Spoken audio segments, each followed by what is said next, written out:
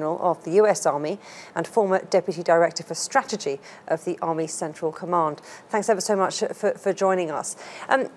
What's the significance of this latest move? Well, I think everybody recognizes the importance of Raqqa. It is in many ways the geographic center of gravity, and it's also in very much the iconic center of the ISIS movement.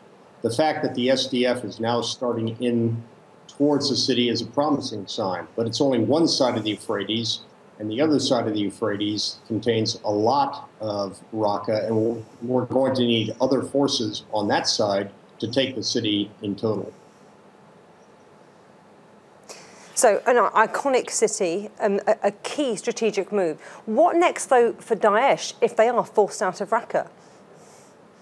Well, let's understand that Raqqa is just a city on the ground. While it might be their capital, we're starting to see ISIS well beyond Raqqa. We're starting to see ISIS most recently and sadly inside of London and Manchester. While they may not be card-carrying ISIS, they are certainly affiliated and sympathizers.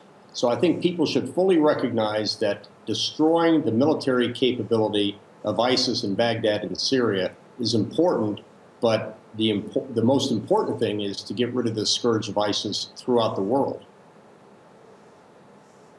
So some symbolism there, but it's not a time to get complacent. How do you anticipate this playing out? Would it be a quick battle, or do you think it's part of a longer process? No, I actually think it's going to be much longer than we saw inside of Mosul. Inside of Mosul, you've got significant rotary wing assets from the Iraqi military and the U.S. military and other coalition nations in support of the Iraqi security forces and the federal police. It's doubtful that you will see those air assets or those artillery assets supporting the SDF or perhaps the Turkish forces on the western side of the Euphrates. This is going to be a hand-to-hand, block-to-block, district-to-district fight, and I would anticipate that if ISIS wants it to be a longer fight than Mosul, it will be. So you talk about ISIL being able to draw this out, but there's also symbolism here. But you also talked about Manchester, about London, about the movement having tentacles that spread far and wide. If you had the ear of the commanders in control right now, what would you be advising how to tackle that spread?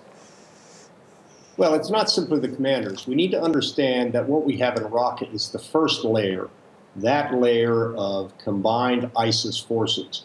The second layer, which is the affiliated groups, as we've seen in Libya, as we've seen in Egypt, as we've seen in other countries, that's going to be a different fight, and it takes national forces inside other countries to destroy that. But then there's this third layer of ISIS sympathizers, these ISIS wannabes throughout the world that are creating so much havoc. What I would say is don't be complacent when you have the first core elements of ISIS defeated. You still have to have a strategy in your own nations for defeating ISIS groups. And those countries that don't have large ISIS groups, you've got to worry about those lone wolf organizations as well. Well, Brigadier General Mark Kimmitt, thank you very much for your insight. Always a pleasure.